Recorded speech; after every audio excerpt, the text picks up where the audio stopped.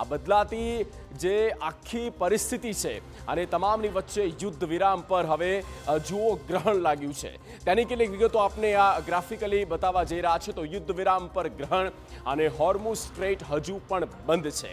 તો આ એક મોટી બાબત છે. સ્ટ્રેટ ઓફ હોર્મુઝ જ્યાંથી મોટા પાયે ક્રૂડ બ્રેન્ટ ઓઇલ એક્સપોર્ટ થાય છે અને તે અત્યારે નથી થઈ રહ્યું અને લેન્ડ માઇન્સનો પણ એક ભય છે. લેબનાનમાં ભીષણ હુમલાઓ થઈ રહ્યા છે. આ યુદ્ધ વિરામ પર મોટું ગ્રહણ કહી શકાય.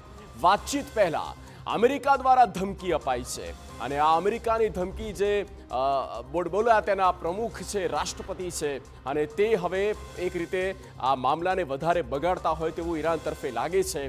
ઈરાને પણ બારૂદી ચેતવણી આપી દીધી છે અને ઇઝરાયલ યુદ્ધ માટે ફરી તૈયાર છે.